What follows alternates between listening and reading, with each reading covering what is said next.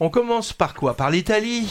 Alors alors tu dis film événement parce qu'il a eu beaucoup de succès en Italie. Il reste Oui, alors encore demain. c'est un très grand succès en Italie puisqu'il a réalisé plus de 5 millions d'entrées, ce qui est très très important pour l'Italie. Il faut le noter qu'il fait beaucoup moins, qu'il y a beaucoup moins d'entrées, beaucoup moins de cinéma, beaucoup moins de salles de cinéma qu'en France. Alors c'est un film en noir et blanc, alors qui se situe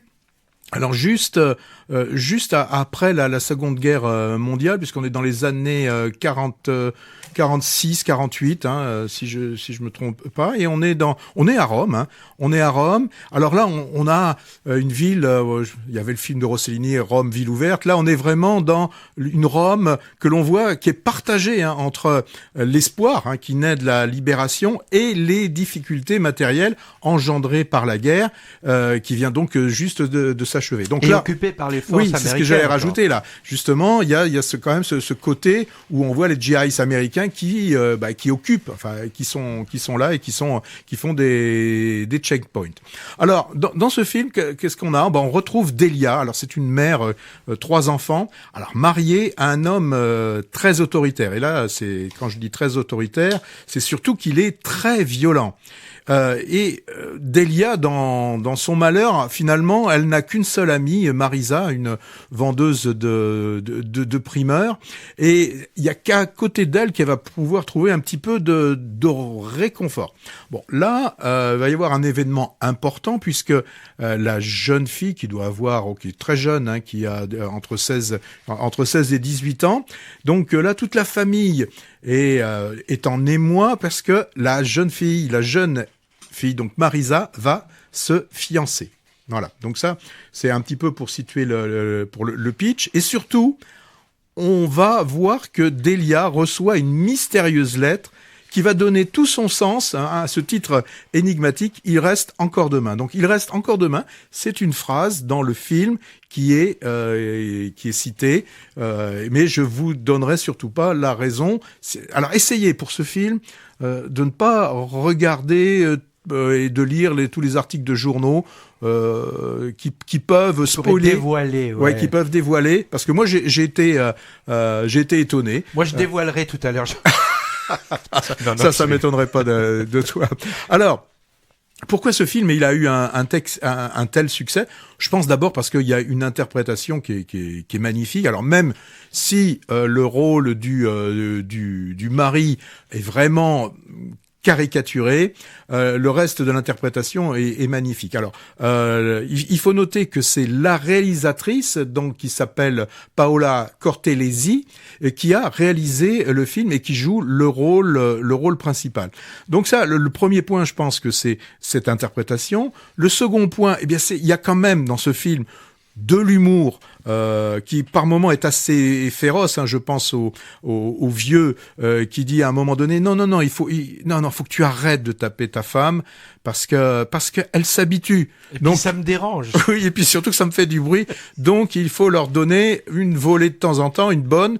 Mais voilà. Donc ça fait penser quand même à toutes les comédies italiennes qu'on avait dans les années 70-80. Moi, je repense à des films de Nino Ruzzi, par exemple, et particulièrement des films comme Les Monstres.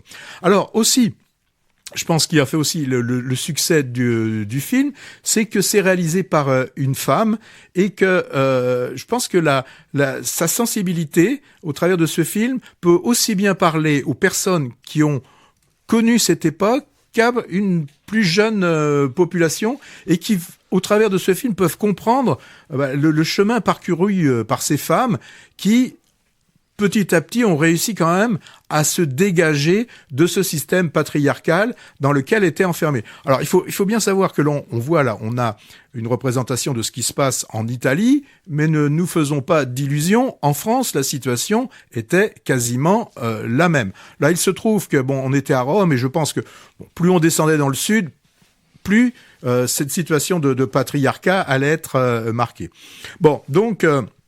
moi, je trouve que le sujet est sombre, mais l'humour est toujours présent. Donc, ça reste une comédie et qui a un message à faire passer. Et puis, là, il y a une belle idée, c'est les scènes de violence ne sont pas cachées, mais pour qu'on puisse les supporter, elles restent visibles, mais elles sont chorégraphiées, elles sont dansées.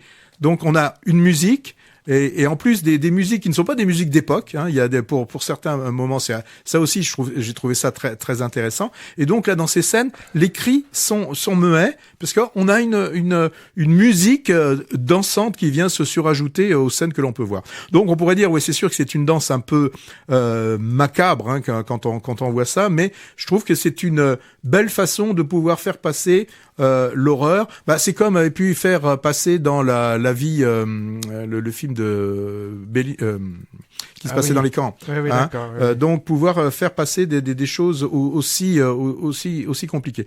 Donc moi j'ai bien aimé cette comédie dite à l'italienne avec cette touche politique sociale qui était justement présente dans tous les films des années 70-80.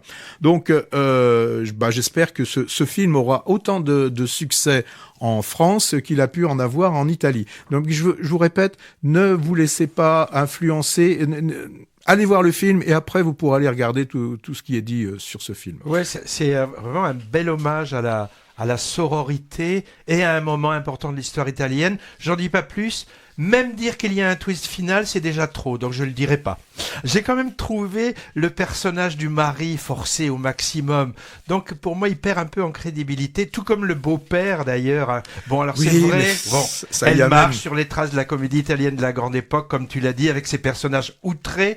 Mais là, elle en fait beaucoup avec ces deux-là quand même. Alors le noir et blanc accentue évidemment le côté vintage, mais moi je trouve que cet aspect est un peu contrecarré par la bande son, parfois volontairement anachronique et moi pas forcément bienvenue. Toi tu as trouvé ça intéressant, moi je trouve que ça a un décalage qui fonctionne pas bien. On pourra parler tout à l'heure d'un autre film où moi j'ai trouvé un décalage qui était moins intéressant. La scène que je retiens qui m'a fait rire aux éclats, c'est celle de la dégustation du chocolat, filmée façon hollywoodienne en travelling circulaire sur les deux personnages. Voilà ce que j'en dis.